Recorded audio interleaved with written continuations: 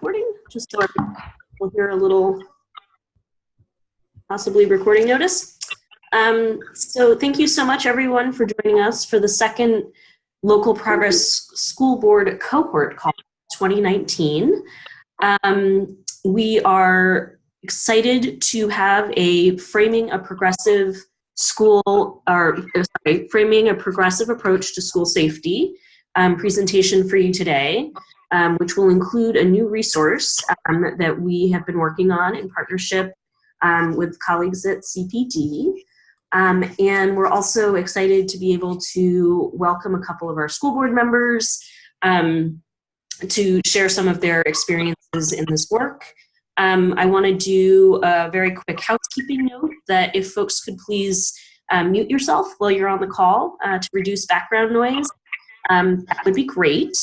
And otherwise I may end up muting you and you'll likely hear something along the lines of, "You have been muted."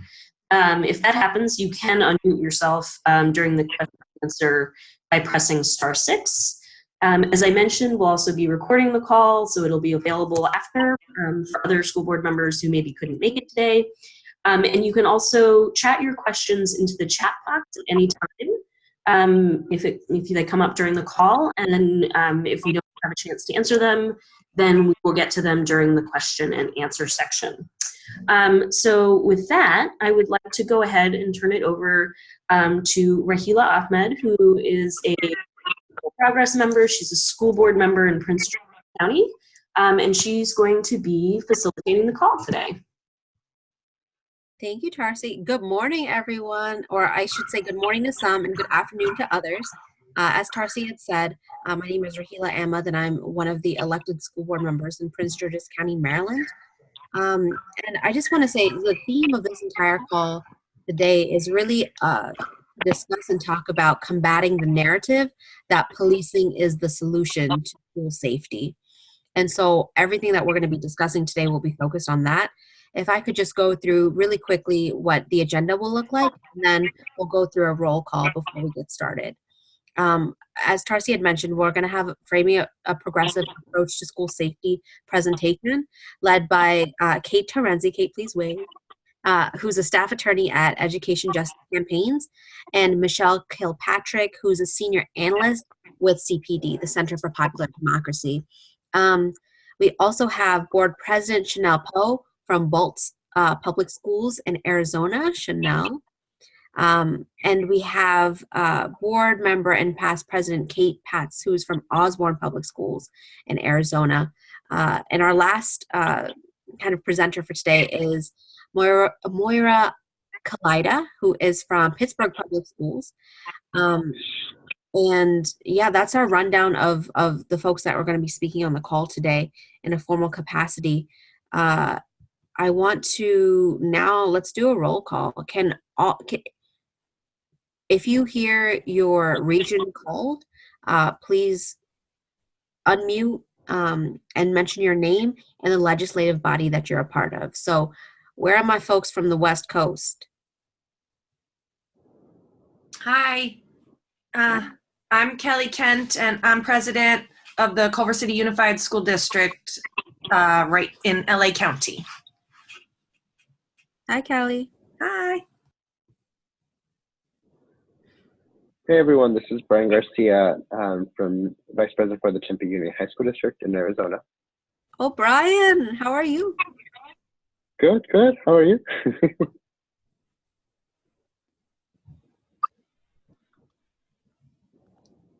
All right. Do we have anyone else from the West Coast? All right, our Southwest. Brian kind of started us off there. Sorry, I just put in the region from the West, so I just want to. All right. How about the Midwest? Mike McGinnis here from the Pontiac. Mike, could you go first real quick? Sure, I'm sorry. Mike McGinnis, school board trustee here in Pontiac, Michigan. Thanks for joining us, Mike. And can you hear me? James Craig from the Jefferson County Board of Education. We're in Louisville, Kentucky. Oh, thank you for joining us all the way from Louisville.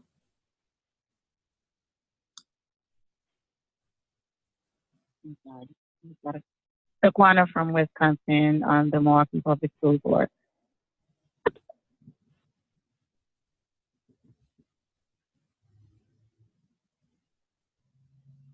All right, anyone from Middle America? Any of our middle states? I guess, would that count Mid-Atlantic? Is that what you're saying? No. No, That's okay. like East So I'm Coast. saying- What? That's like East Coast, I feel. Oh, okay. I think. Okay, is there anyone from the East Coast? Mid-Atlantic, East Coast? Emily Gasway from Washington, D.C., D.C. State Board of Education. And sadly, I cannot stay on very long today, but I did want to meet everyone and say hey and listen to the beginning of the conversation. Okay, thanks for coming on board, Emily. Yep. I'm not sure if anybody can hear me. We can hear you. Sorry. Oh, yes, thank you. I'm from New Hampshire, and I represent Manchester's Ward 6, which is technically the largest district in the state. And your name? Dan Bergeron. Thank you. Anyone from the South? Oh, I'm sorry. This is before the South. This is Pam Harbin. I'm also from Pittsburgh Public Schools with Mara, and I am not seated as a school board member yet. I'm recently elected as of May 21st in the primary. Oh, I'm very excited to be here. Hi, this is Rebecca Phillips, also still at Mid-Atlantic region. I'm with the William Penn School District. I'm a school director, and we're right outside of Philadelphia. Awesome. Thanks for joining. Hi, This is James Barrett.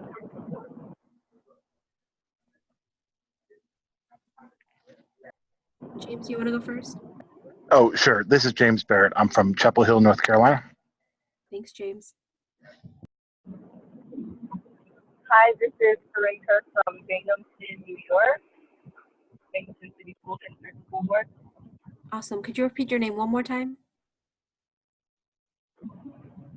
My name, Corinne Kirk, and I'm from Binghamton City School District School Board. Thanks, Corinne. Any more East Coasters or Southerners? Okay, anyone from the Northeast?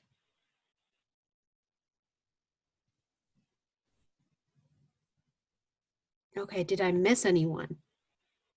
Sorry, I missed my turn earlier on. This is Dimitri Holtzman from the Center for Popular Democracy in Brooklyn. Hey, everyone. Awesome. Thanks, Hey, Dimitri. Chanel.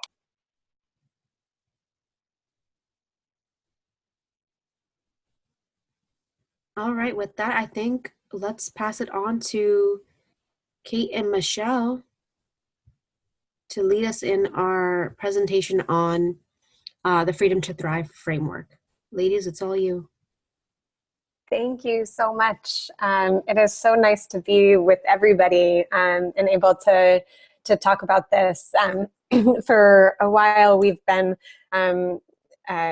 working together to uplift what real school safety looks like and what the vision that many of you on this call have, that young people have, to really make their schools safe and supportive and inclusive environments for them. And so the ability to be on a call with all of you to figure out how to do that and talk through what the possibilities are to collaborate is really exciting.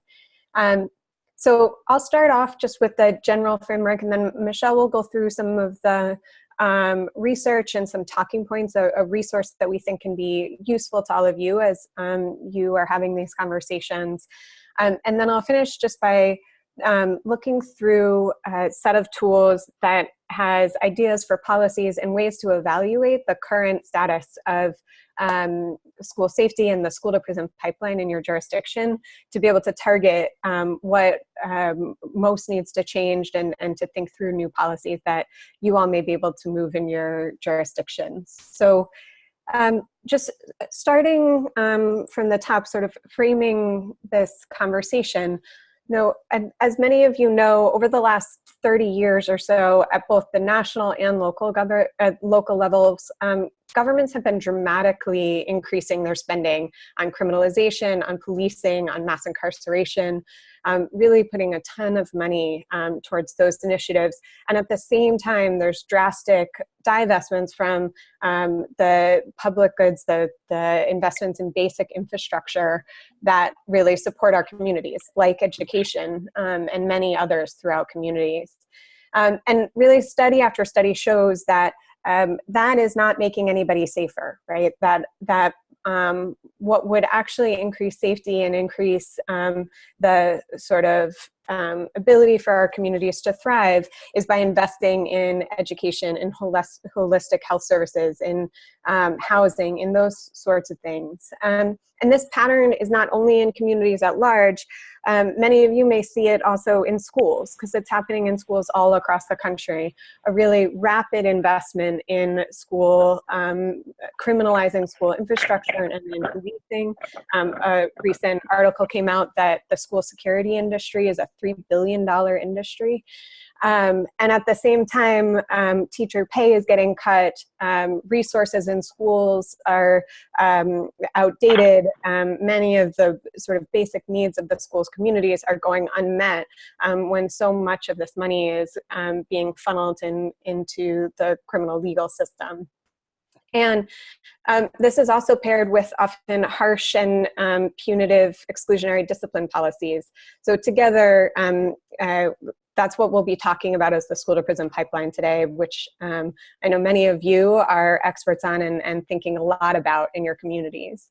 And all of this these policies together really present some of the worst types of policies in our communities that are really having a disproportionate impact on students of color, students with disabilities, and even more so on students of color with disabilities. So almost 100% of the young people that are arrested in New York City schools are Black or Latinx. Black boys are 3 to 4 times more likely to be suspended for the same behavior in schools as their white peers. Nationally, Black girls are 4 times more likely to be arrested in school than their white peers. We see over and over again statistics like that that really enforce the racist aspects of the school to prison pipeline, and it's really driven with that. So over the last few years, we've been working really closely with organizations and youth organizing groups that are trying to transform these policies in their local communities. And we're excited about working with all of you to build partnerships between these organizations, their board members, troubleshoot with you what are the ways that we can transform school policies so that we're investing in things that really make communities strong. Policies like restorative justice, guidance counselors and social workers, and opportunities for young people to thrive, youth jobs. Many of those policies are ones that we can pursue and really are the things that create school safety and provide young people with the freedom to thrive in their schools. And we know that we're in a particular moment, right? Like after the tragic Parkland shooting, there was a massive backlash, a backlash that we saw also after Columbine, that really moved to criminalize Black and brown communities, that said, you know, school safety is putting more cops, metal detectors. We've seen barbed wire fencing, bulletproof windows, all sorts of infrastructure in schools. And that infrastructure is getting put in Black and brown communities, and it is doing nothing to increase school safety. And so we know that there is both a lot to contend against, and in this moment there are a lot of people that are working hard to ensure that the schools can be the places that they should be for young people, creative places where they feel safe and supported. And so we will go through some of the policies that will help get us there, some that local progress members have already pursued that can be some best practices and examples for us to learn from, some examples of the things that we think that will really move forward. and really want to frame this as we need to transform what this all can look like. That we have the opportunity here with the sort of leadership of young people, with the partnership with all of you, to do that in our communities in a way that is actually supporting young people. And so I want to turn it over to Michelle to look through one of the documents that we created was providing some talking points and some of the major research, because we know that this is part also narrative, right? The belief, the tough belief that's happening in our community that cops somehow equate to safety, and the need to really combat that. So Michelle, I'm gonna take it away. Hi. Thanks, Kate. So I'm having some technical difficulties here, so I'm not able to share. Oh, thank you, Kate. What you're looking at is a set of talking points that we've put together that take we've done a few pretty extensive reports on all of the points in this one pager, but this is like a nice handy reference for folks to just hit some of the main points that have been fleshed out in those more extensive reports. And so I think I want to start with like this idea of changing how we talk about what safety is, understanding what that means, because I think the way this conversation often goes is it's a question of, well, then what are you going to do when, there's a student that brings a knife to school or a gun to school, or there's a gunman in a school. It's starting at the end of the problem, at the end of the story, instead of at the beginning. That when you get to the point where there is a student with a knife or a gunman is on campus, that means that the entire system has already failed. And so when you're looking at solutions, you shouldn't be starting there. You shouldn't be starting after every other system that you have in place has failed. The core point, or one of the points we start with, is the most important thing you can do to prevent school violence, and beyond preventing school violence, have students thrive and do well and go on to success beyond school, is improving school climate. And the ways that you do that are not by having armed guards or metal detectors, but having a set of restorative practices, making sure that students have access to mental health care that they need, have access to counselors, and basically just overall have the kinds of support systems in place that allow them to address the issues they may be having in the community, at home, or just internally that needs to be addressed. And Kate, if you can just scroll down a little bit.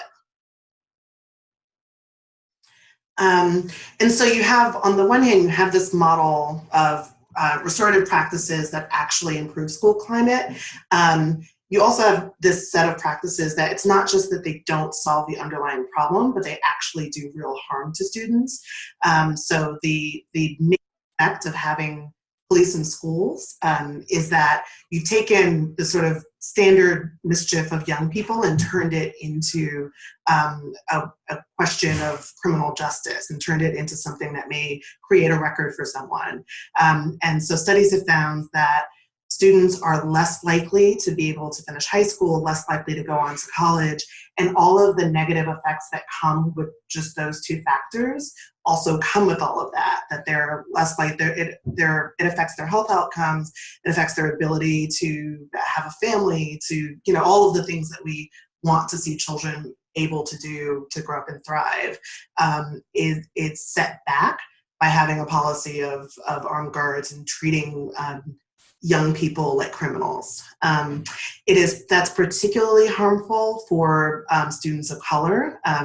Black and Latinx students are already over-policed in their communities, and so bringing that problem of over-policing into the classroom is not making things any better, and those students are most likely to feel as though the presence of armed guards makes them actually feel less safe, makes them feel as though they're already being treated as criminals. And I believe, this document is going to be shared with everyone, so I'm just running through it now. So we're not addressing the core issue it's doing real harm to students, and there is a set of policies that we know actually improve climate in ways that prevent school violence. And so finally, just the question of framing this and putting this in the sort of invest divest framework, that we are taking money away from not just like restorative justice practices, so counselors and mental health and all those things, but also just the core needs of schools, schools that don't have any of the resources that they need just for basic classroom instruction, and putting that into what is now a $3 billion industry. And that is focused on growth and focused on sort of exploiting people's fears in order to continue the growth that they've had in the last few years. So taking those funds away from programs that we know don't work and putting them into programs that we do work, that we know do work. And finally, just this question of the particular model of the active shooter, the idea of someone coming in on campus. Like, obviously, that there's a whole conversation around gun control and the more direct ways that you would address that. But in terms of specifically the shootings that have happened at schools, in several of those cases, there were armed guards on campus, and they did not prevent the shooters. Like the image that people have in their minds of someone coming in and a sort of like John Wayne figure riding to the rescue is not actually how those things play out. And it can actually be counterproductive that the fact that you know that there are armed guards in a school or in any other location may actually attract certain kinds of gunmen, depending on, if they're looking for something, if they're looking to mimic some of these cases that have gotten a lot of attention, that can actually work against you. So those are the main points. And as I said, this entire document will be shared with folks. And it's all footnoted, so you can also look at some of the studies that we're citing here for more information. Thanks, Michelle. And so that is some of the research on what many of us know to be true about what creates supportive, safe school environments. And now I'm going to turn to some ways for you to evaluate what's happening in your school community and some specific policies that we think will move towards creating truly safe, supportive school environments that do not rely on policing or criminalizing young people, and instead are able to support them. So here is a checklist. Sorry, I'm just going to scroll up. Can you all see the checklist? Great. If you have it in your email, I'm looking at page 3 of the document, the PDF document, and you can see it here. Last year, we put out a report around Reform, Transform was the name of it, and it was about how to transform policing and criminalization. And one of the key pieces that we looked into was the school to prison pipeline and deportation pipeline. So this tool isn't intended to be a checklist of sorts, a tool for you all to go through, looking in your specific jurisdiction for these types of policies, if they're missing, to try to pursue them and think about the policies. School board members and local elected officials have a tremendous power to be able to really move, really shift the way that young people are experiencing schools, the outcomes that are happening in schools, and make binding policy to that effect. And so this is a way to kind of target what might be some of those policies to pursue. I'm just going to go through some of the top criteria for right now, just because of time, but would be really interested to, if people are interested in going through this tool in much more depth, really evaluating your jurisdiction, would be really interested to talk through to see how we can do a detailed evaluation and identify the places to build. So the first is that schools should be free of police and infrastructure that criminalizes young people. So what is the policing practice, policing presence in the schools? Are there surveillance technologies, police dog searches, all of those things? Are those moved out? This is one of the biggest things, is that the the regular presence of police and criminalizing infrastructure turn schools into places that feel like jails and not really move people into the criminal legal system. And so this is one to really start with and start the evaluation of how to transform your school community. And then policing authority in schools should be clearly defined and avoid any police interactions for school disciplinary matters. So really articulating, overall police should not be in schools. If they ever come into schools, their role there should be deeply defined so that they can't be involved in any of the disciplinary matters that are happening. That should really happen in the school community and should not be a criminal legal issue. So they're being barred from enforcing school rules. They should lack the authority to arrest students, especially for low-level offenses on school grounds. And then there's a number of bullet points within that. Another one that we're seeing a lot of activity around in the country, and that we'll hear about in a little bit, is also that police should not use restraints, either physical or chemical, on young people in schools. And they should be specifically trained to avoid using any force, especially on students with mental health needs. About a third of the interactions of police officers in New York City schools are students experiencing a mental health crisis, and those students are often restrained. We see it in a number of places. The restraint of young people in with mental health needs, and there are a number of policies to end that practice. Also, the enforcement of students' due process rights must be protected in schools. And so we're often hearing about police interrogating students on school grounds, there have been some really severe incidents of strip searches in schools, especially of young people. We really, there are a number of policies that you can pursue to ensure that young people's due process rights are protected on schools and really honored. And then one piece that really helps, that will really help you evaluate what's happening in your school district and how to move forward, is robust data collection. So often,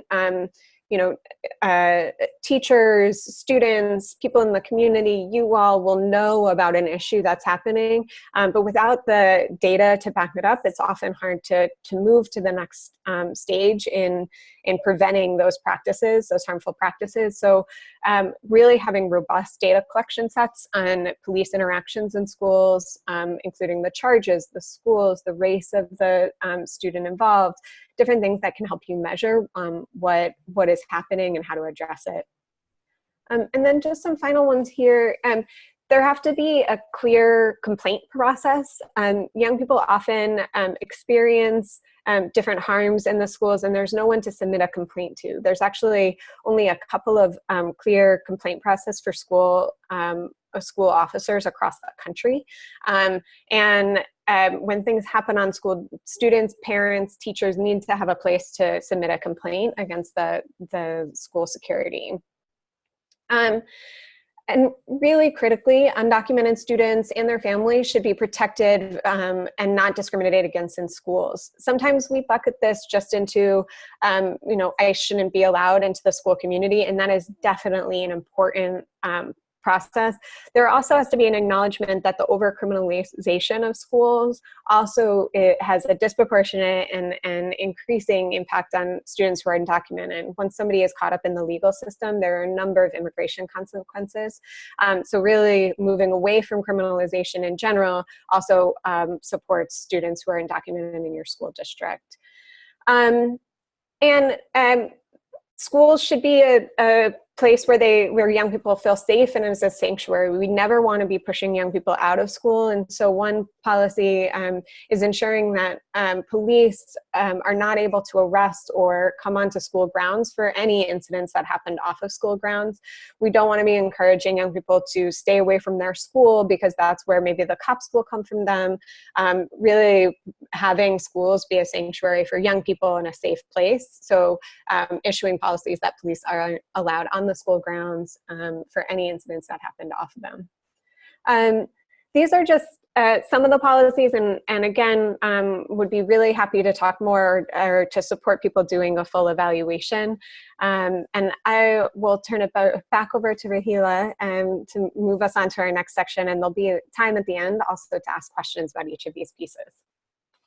Michelle, Kate, thank you so much for that thorough presentation. That toolkit is awesome, and I really think it'll be valuable for a lot of the school board members that are on this call and that'll be watching later on. So thank you both so much.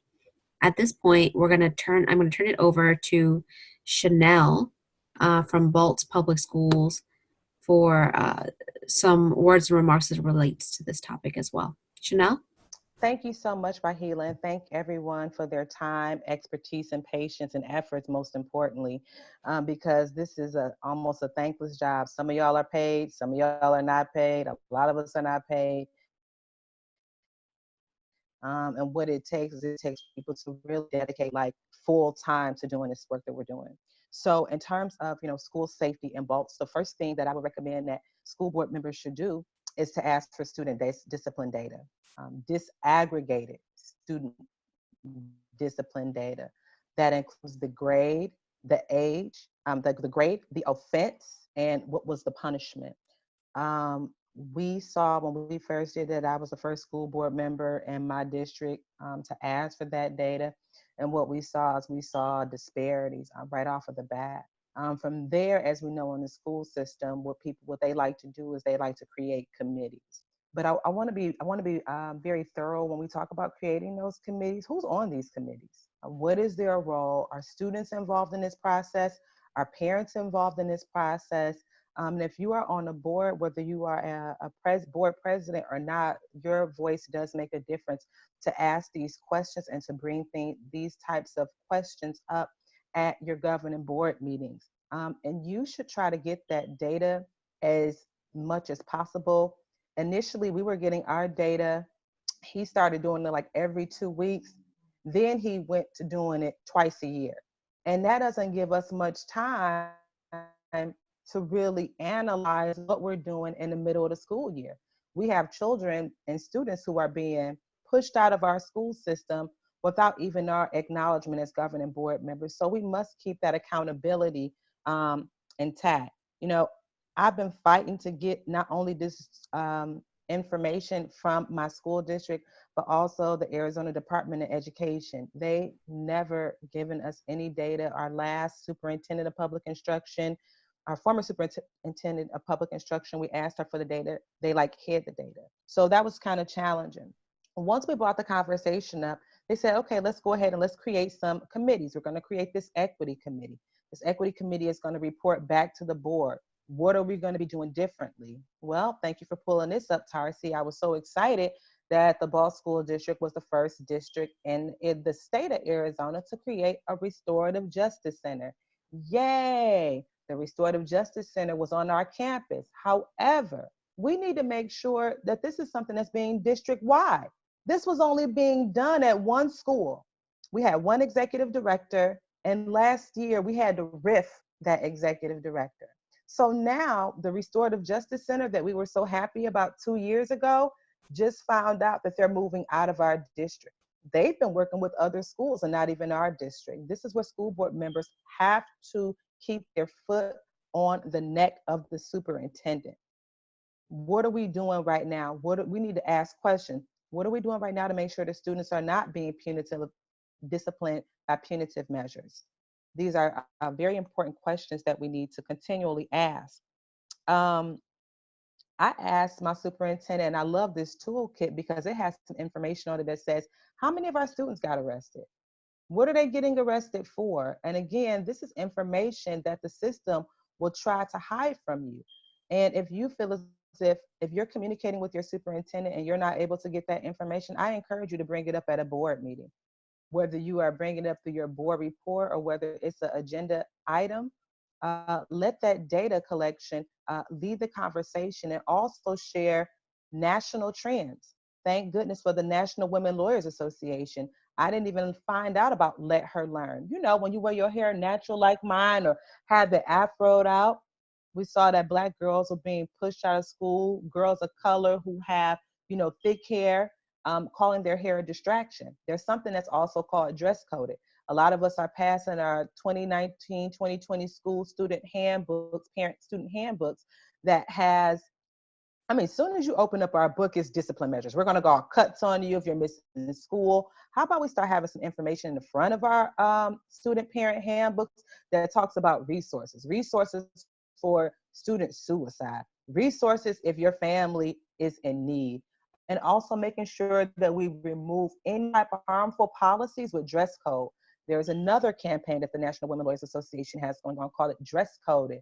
I gave that to our team so that we can redo our parent-student handbook to ensure that we are not disrupting the day to send someone home because their parents may be unable to afford new clothing for the beginning of the school year. All of these things make a really big difference, and they all make a really big input. But one thing that I really want to stress too is that we have to see the processes all the way through. Just like we fought for equity and budget to go towards social, emotional, academic, developmental needs, we need to know who's going to be the firm that's going to be contracting and doing the business within our district. We made a mistake. We ended up having a firm that was, I'm not going to say their name, but they're basically all white. And how can you identify with a lot of our children and their experiences? We have to continually make sure that we have individuals involved in our district that are bilingual, that understand the social emotional needs that our students are going through, and teaching our students how to cope. One big thing I love about the restorative practices, which we're lacking right now, is that peer mediation. Peer mediation really does help when students get an opportunity and space to discuss their problems and issues out loud so that we can restore the victim and also the person who perpetrated the offense. Once again, I just encourage you to hold those committees accountable. If you do have those equity committees, be diligent and do your due diligence to ask who's on that committee. Recommend that parents and students be on that committee. Try and get student discipline, disaggregated data from your superintendent as much as possible, and even have a board retreat or a study session on discussing what you're going to do to keep your children and students inside of the classroom. And know where your funding is going. Know who are the people that's going to be coming in your school district, working with your students or working with staff. Implicit bias training, adverse childhood training, adverse childhood experiences training are all very critical to be a trauma-informed school so that we are not penalizing and punitively disciplining our students and keeping them in the classroom where they belong so that they can be productive members of society. Thanks. Thank you so much, Chanel, for that presentation and that explanation of what's going on in Bolts. We're going to swiftly move over to Katie at this point in time. And Katie's from Osborn Public Schools to talk about her district and some of the incidents that have occurred there. Katie? Hi, can you hear me? Yes. Yeah? Okay. Hi, I'm Katie Gates. I'm in Arizona as well, just a couple of miles away from Chanel and Ball, and I'm in the Osborn School District. I'm the current past president. I was president of the district for 2 years, and then I'm also in my second term, so this is my 5th year being on the board. And I would say, so our district, we have about 3,000 students in it, 5 schools, and we have a majority of minoritized population in it, of Black and brown students. And we also have a higher rate of kids that are classified as special needs or that have special needs, and we have more so in our district than our peers do. So those 2 points are kind of important to know as I go through kind of our experience. So about, I don't know, like this past year, we passed a resolution denouncing the use of handcuffs on kids in K-8 settings. So I'm just going to tell you how we kind of got to that point. And so the first, and it's personal to me because it's kind of, as you're a board member, you run, you get more accustomed and understanding of what the issues are.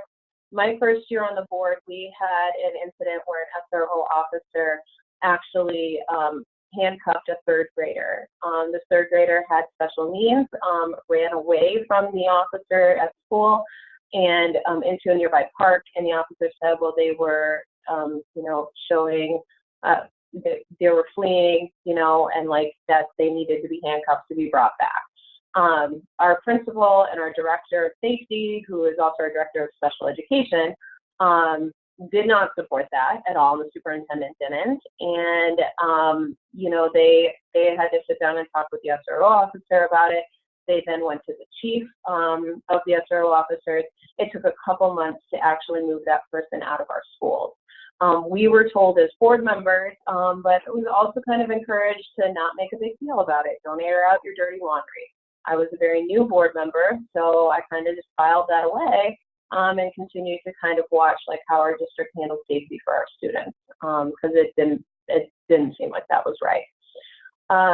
Last year, so as the board president, we started hearing a lot from our district, the need for our school to be trauma informed, and we needed more funding. We needed more resources for our kids that were going through massive amounts of trauma that were affecting their educational ability, their ability to learn in our schools and to have opportunities. And we knew that as a board, we needed to figure out ways to get training, get resources to our teachers to help them understand what our kids are going through in our community, to be able to build better relationships with our kids, and ultimately create spaces that are safe and secure for our kids first.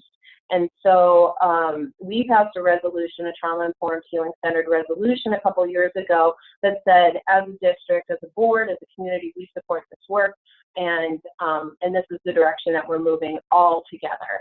And that was definitely a bottom-up and a top-down initiative that happened together in collaboration. And since then, we have directors of our transportation department. All departments in our school district now are moving towards being trauma informed. No one's operating in a silo on that. So we had that, and then this past year, we had an incident that happened in our community. A student's uncle was murdered by another student's parent, and that student found out at school. It was a middle school student. And the middle school student that found out, when they found out, they had they had a really strong, really strong reaction to it that turned violent towards the adults in the room. And the adults, were attempting to get control of the situation. I think one of the secretaries, somebody called the police. The police arrived on scene. And once the police arrived on scene, the child was calming down. And the police informed him that we are going to put flex cuffs on you, and they did. And then they ended up they informed him that you are not arrested, but then they took him home in the police car to his family. So when we got that email and call about this is what's happened, I immediately thought, this is not a trauma-informed response. You don't put restraints on children. And this is definitely an act of re-traumatizing a child within the midst of a traumatic experience. So I went to my council person and let them know that this happened. And also, I think this is the power that board members that we have, is when we get this information, when we get this, what do we do with it? How do we use these stories to promote these policies that we're covering today in the call? And one thing, looking back now, that I think was the right thing to do was I shared this with the other elected officials in our community that could do something about it. So when the SRO handcuffed the third grader 3 years ago, I shared that with my council person. My council person then started seeing me as a teacher and as a board member that was concerned with this type of work. When our city of Phoenix created an ad hoc committee to get intervention resources to people that have gone through traumatic experiences in our community, I was asked to be on that committee. And so by being in that space, it helped us with what we're now doing. So fast forward, this happened. I immediately went back to my council person, told them that this happened. The city of Phoenix did this. this isn't in line with our vision or our policy. What are we going to do about it? And she was able to get an impromptu meeting with me and the Commander-in-Chief of Community Relations with the City of Phoenix. So in that meeting, it's the councilperson, myself, and the chief, or the commander, and we're sitting down, we're going over the incident, we're talking about it, and then it becomes really clear that the police believe, and their policy is that using restraints and handcuffs is considered a de-escalation tactic, and that is pretty much kind of the norm when it comes to policing. And so my role in that meeting was to advocate for our kids and to say, yeah, but when you're working with children, that has severe consequences for our kids when it comes to identity and experience and re-traumatization. And we just kind of kept talking past each other a little bit in it. And that's when it became really clear to me that our board needed to do something more than just have this kind of this conversation. And so I went back to my superintendent, and also it's good to note that when all of this happened, these are not easy conversations for us to have. People, even the people in the system that want to see positive change, they don't want to throw anyone else kind of under the bus in this, and they don't want to say that they don't want to be the out of that people in the room you make. And so breaking up.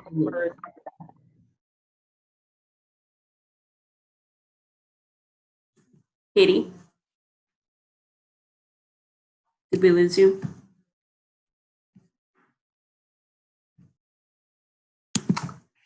I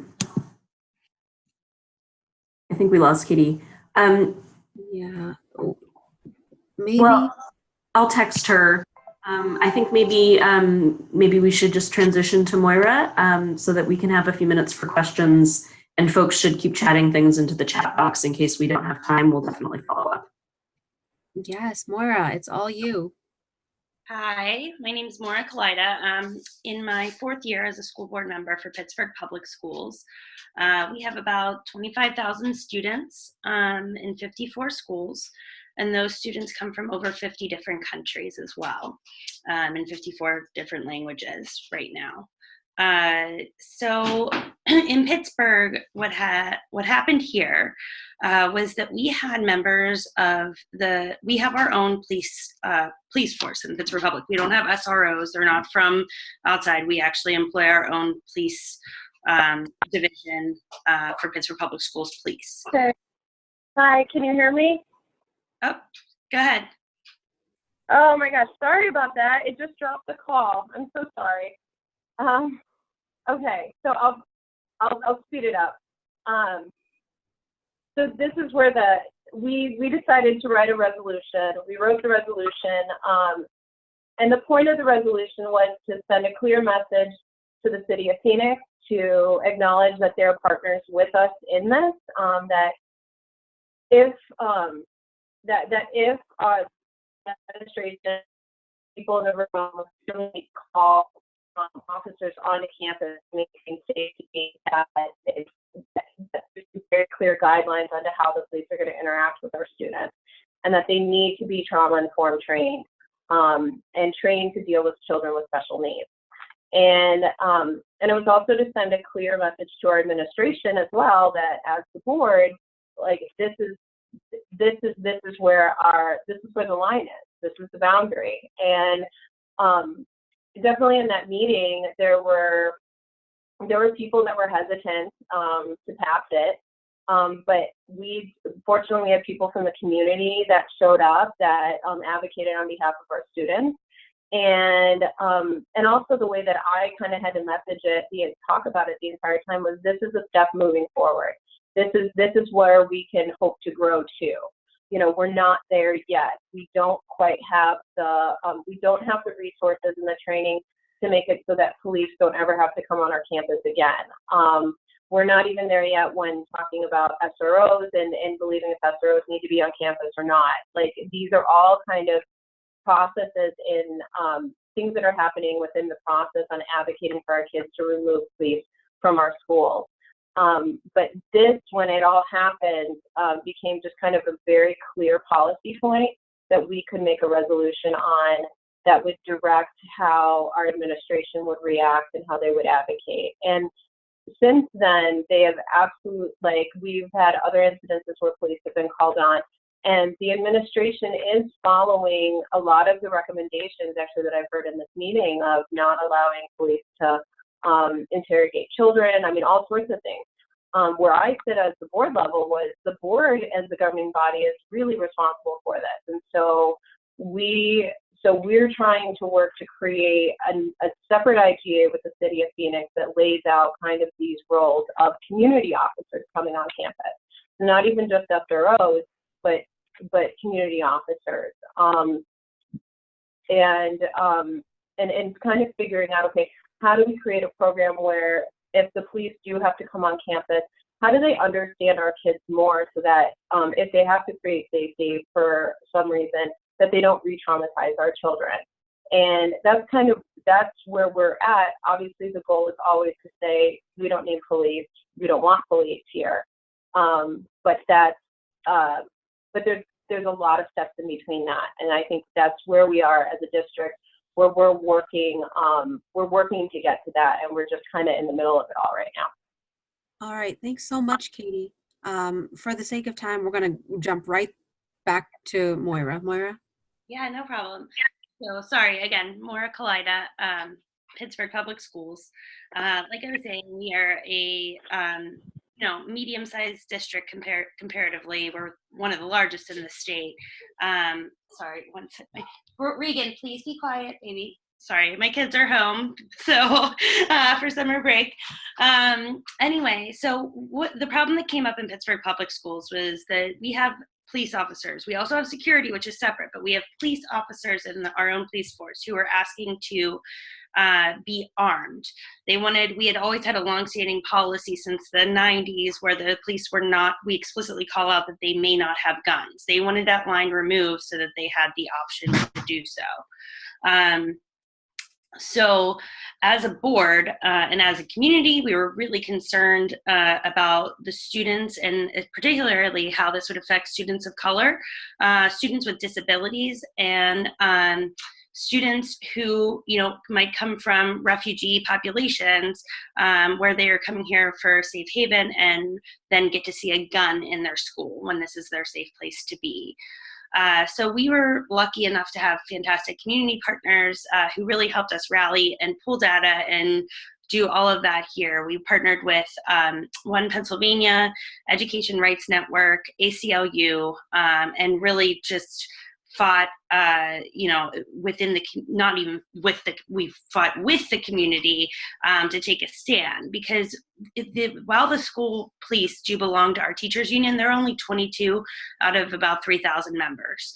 So we really rallied with teachers, with community members, with neighbors, with everybody else to push back on this vote.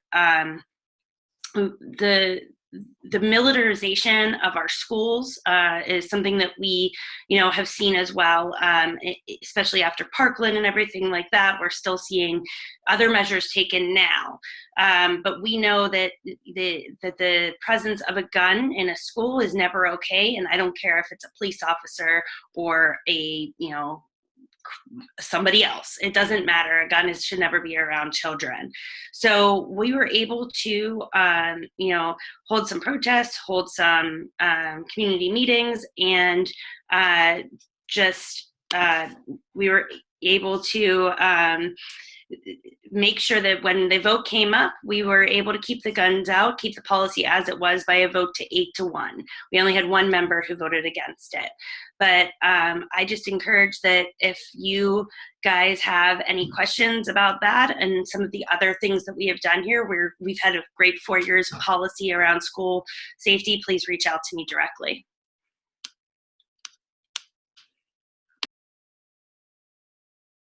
All right, thanks so much, Myra. So we have 3 minutes left. Tarsi, how do we want to handle this? Does anyone have any burning questions? Yeah, feel free to unmute. and ask your question. There was one thing that I just wanted to mention that I forgot to mention quickly. The National School Boards Association created a board resolution that says school safety explicitly states that your school district does not want to allow, that specifically states that your school district will not have anyone or with firearms in their hands, and that the funding should be going towards counseling. That's another great practice to conversation off in local school districts. Thanks for that, Chanel.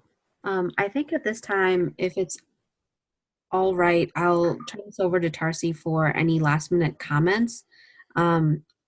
Kate, Michelle, Tarsi's email addresses are all on the screen at this time. So if you want to follow up with them individually as it relates to any of their presentation, you can do so. But Tarsi, do you have any last minute comments before we close out the call? Well, I just want to thank everyone for jumping on and for our presenters for sharing the work that they're doing and the challenges and the things that they're pushing in their districts. I know a lot of you have some really interesting things happening. And I, between the toolkit and the talking points, we really want to make sure that we're meeting you where you're at. And if the presenters want to put their emails into the chat, they should feel free. The school board cohort at Local Progress is really a place to learn about what everyone is doing and sort of the lessons along the way. And so as staff, we're really here to support you in that exploration and talk individually with you about your unique circumstances. Of course, we recognize that everyone has unique circumstances or crazy things that are happening. So this isn't meant to be like a blanket sort of generic approach, but really one that's meant to be customized to what you're working on. So we circulated the documents that we referenced earlier today in the confirmation email. I will send this recording once it's uploaded, as well as the documents again to the full cohort group. And then please reach out to us individually about this or anything else that you're interested in.